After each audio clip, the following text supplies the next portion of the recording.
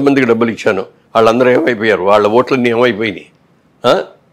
ఎప్పుడు కూడా ఒక నాయకుడు ఎవరన్నా ఓడిపోయినప్పుడు ఒకళ్ళిద్దరు అన్నారు అనుకో, అందులో కూడా కొంతమంది అన్నారు. కానీ ఈయన మాత్రం నేను ఇన్ని రకాలుగా డెవలప్ చేశాను, నేనేం చేసిన తప్పు, నన్ను ఎందుకు ఓడించారు అన్నాడే. కానీ ఎప్పుడు కూడా ఎందుకంటే బెస్ట్ ఆఫ్ లక్ అండి, ప్రజా నిర్ణయాన్ని మేము శిరసావహిస్తున్నాం అని కొత్త గవర్నమెంట్కి బెస్ట్ ఆఫ్ లక్ చెప్తున్నాం.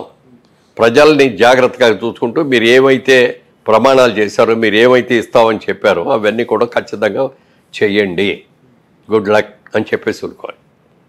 అంతేగాని నేను అది చేశాను ఇది చేశాను అని కళ్ళెం నీళ్ళు పెట్టేసి ఇప్పుడు ఏమన్నా మళ్ళీ వెనక్కి వస్తుంది, ఎలక్షన్ రాదు కదా.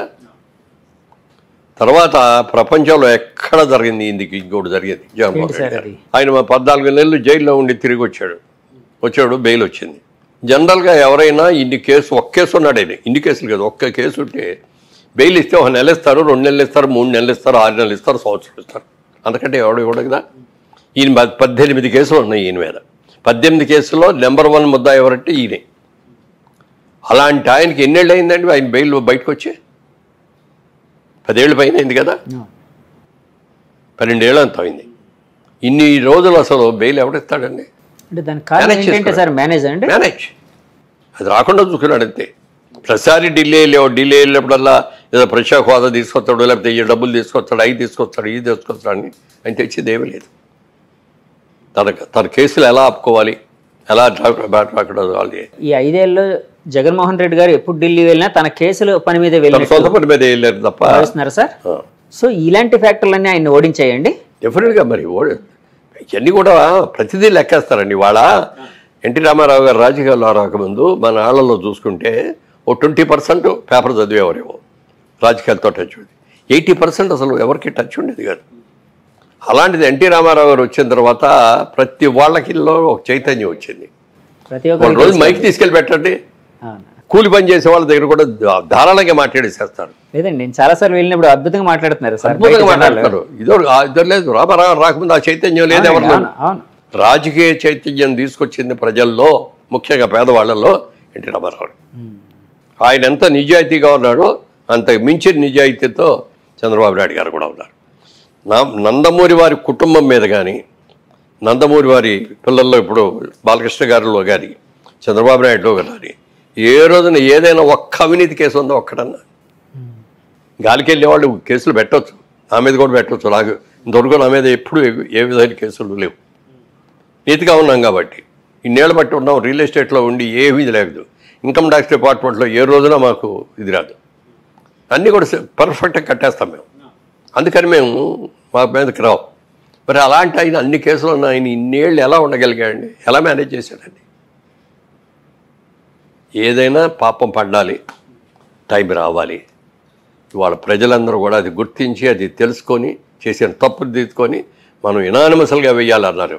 ఎలక్షన్ అయిన తర్వాత కూడా ఎవరు ఇంత మెజారిటీ వస్తుందని ఎవరూ ఊహించలేదు సార్. బాబు గారు ఏమైనా ఊహించారా సార్ ఇలాంటి మెజారిటీ? బయటపడ్డా ఆయన ఎప్పుడు అంటే మీతో, అంటే మీ నాయకులు మీతో కానీ గెలుస్తాం మనం అన్నారే తప్ప మనకి ఇంత మెజారిటీస్ వస్తాయి, ఇన్ని సీట్లు వస్తాయి అనేది ఎవ్వరూ అలా చెప్పిన ఏకైక వ్యక్తి కేకే సర్వీస్.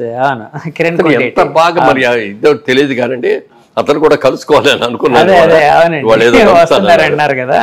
ఎంత బాగా చెప్పాడండి. లాస్ట్ టైం ఓడిపోయినప్పుడు జగన్మోహన్ రెడ్డి గెలిచినప్పుడు బాగానే ఇట్లాగే చెప్పాడు. అవునండి, ఆయనకి ఎన్ని సీట్లు వస్తాయి మేమే అనుకున్నాం. చంద్రబాబు నాయుడు గారికి రాకుండా ఎవరు ఇస్తారు? 20 వస్తాయి.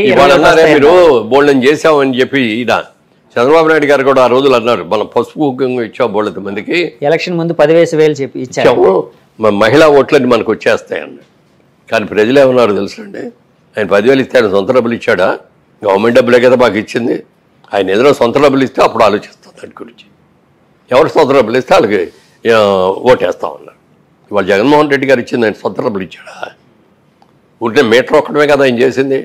మీటర్ ఒక్కట రోజు దారింటి వెళ్ళి రిక్షా వాడినో లేకపోతే కూలి పని చేసుకునే వాడిని పిలిచేవాడు, బాబు ఇదిగో ఇక్కడ నొక్కు అంటే నొక్కుతాడు. కానీ నొక్కటానికి డబ్బు ఎలా సంపాదించాలి, ఇన్కమ్ ఎలా తీసుకురావాలి, ట్యాక్స్లు ఎలా పెరగాలి, మన వాళ్ళకి కావాల్సిన అవసరాలన్నీ ఎలా తీరాలి, ఇవన్నీ తెలుసుకొని చేసేవాడే నిజమైన ముఖ్యమంత్రి తప్ప, ముఖ్యమంత్రి అంటే ఏంటి?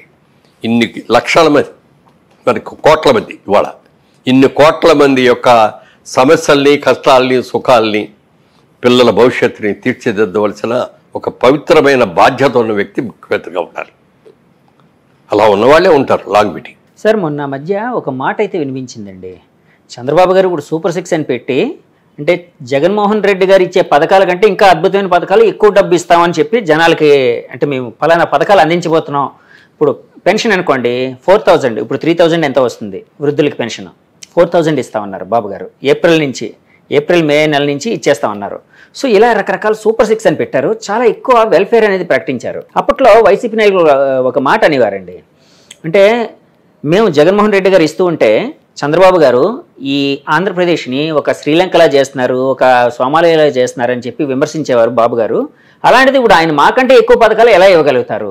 అంటే ఆయన ఇప్పుడు ఇస్తే ఈ ఆంధ్రప్రదేశ్ శ్రీలంక అవదా, సోమాలియా కాదా, అంటే ఆర్థికంగా చితికిపోదా అని ఒక క్వశ్చన్ అడిగేవారండి. దానికి మీ సమాధానం ఏంటి? దాని సమాధానం, ఆయన ఇన్కమ్ ఎలా జనరేట్ చేయాలి అనేది ఆయనకి తెలిసినట్టుగా ఎవరికి తెలియదండి. మీరు చూస్తూ ఉండండి, 1 ఇయర్ తిరిగేటప్పుడు ఎన్ని కొత్త ఇన్స్టిట్యూషన్స్ వస్తాయి, కొత్త ఇండస్ట్రీస్ వస్తాయి. తర్వాత ఇంకోటి పెద్దది ఏంటంటే, ఇప్పుడు తెలంగాణ ఉందనుకోండి, హైదరాబాద్, సికింద్రాబాద్ ఉంది, వరంగల్ ఉంది, నిజామాబాద్ ఉంది, మంచి సిటీస్. ఏమంటే అదేవిధంగా చూసుకుంటే తమిళనాడులో చూసుకుంటే మెడ్రాస్ ఉంది, కోయంబత్తూరు ఉంది, సేలం ఉంది. కేరళ చూసుకుంటే త్రివేంద్రం ఉంది, బ్రహ్మాండమైంది. మన కర్ణాటక పక్కన ఉన్న కర్ణాటక చూసుకుంటే వాళ్ళకి బెంగళూరు ఉంది, మైసూరు ఉంది. మనకి ఏముందండి ఆంధ్రప్రదేశ్కి ఏముంది? ఒక సిటీ చెప్పండి, మీ నోటితో మీరు ఒక సిటీ చెప్పండి. హైదరాబాద్ మనకి ఆంధ్రప్రదేశ్లో ఏముంది? ప్రస్తుతానికి ఉన్న దాంట్లో అయితే విశాఖపట్నం ఒకటే అండి. విశాఖపట్నం కూడా, దాన్ని కూడా చంద్రబాబు నాయుడు గారే దానికి కంపెనీలు అయ్యింది తీసుకొచ్చి అక్కడ పెట్టించి, ఎందుకంటే దానికి ఒక అద్భుతమైన సిటీ వైజాగ్ అనేది. సముద్ర బొడ్డు బోల్డ్ అనేది ఆయనకి దాని మీద ఎన్ని ప్లాన్స్ ఉన్నాయో చెప్పడానికి లేదు. ఈ Visakhapatnam lot of pharmaceutical industries ఇప్పుడు బాగా ఉన్నాయి. అలాగే అక్కడ హార్బర్ మూలంగా హార్బర్ బాగా డెవలప్ చేసి ఇది చేస్తే ఇంకా అద్భుతమైన ఇతర దేశాలన్నింటికి కూడా ఇక్కడికి వచ్చి ఇక్కడ అన్లోడు లోడు చేసుకొని మళ్ళీ ఎవరు ఎక్కడికి వెళ్ళాలనేది ఇవన్నీ కూడా చేసే హబ్ లాగా, ఒక సెంట్రల్ హబ్ లాగా వైజాగ్ని చేయడానికి కూడా అవకాశం ఉంది. ఎంతమంది లేబర్కి ఉద్యోగాలు వస్తాయో చెప్పడానికి లేదు. అవన్నీ చాలా ఉన్నాయి. వైజాగ్ని చేస్తాం. వైజాగ్ ఓకే ఒకటి, విజయవాడ సిటీయా బిజినెస్ సిటీ అంతే, ఏమి కాదు. గుంటూరు పంటలు, మిర్చిను, పొగాకు ఆడితే అది. తెనాలి ఇంకా తక్కువ, మంగళగిరిలో ఏమీ లేవు. వీటన్నిటి కలిపి అమరావతిని క్యాపిటల్ చేసుకొని ఇదంతా కలిపి ఒక సిటీ చేయాలి. ఇది ఒక అద్భుతమైన సిటీ చేసి దీనికి కావాల్సిన వనరులన్నీ చేయాలి. బయట వాళ్ళ నుంచి, బయట దేశాల నుంచి, అతర రాష్ట్రాల నుంచి, మనకి తమిళనాడు నుంచి వస్తాయి లారీలు, బోల్డ్ వస్తాయి. ఈ లారీలన్నీ కూడా విజయవాడ నుంచి వెళ్ళాలి. అలా కాకుండా మంగళగిరి దగ్గర నుంచి అవుటర్ రింగ్ రోడ్ ప్లాన్ చేశాడు. గన్నవరం ఎయిర్పోర్ట్ దగ్గరికి వెళ్ళి కలుస్తాయి, అసలు విజయవాడలో రావోయి. అలాగే హైదరాబాద్ అయినా ఉంటే మంగళగిరి వచ్చిన తర్వాత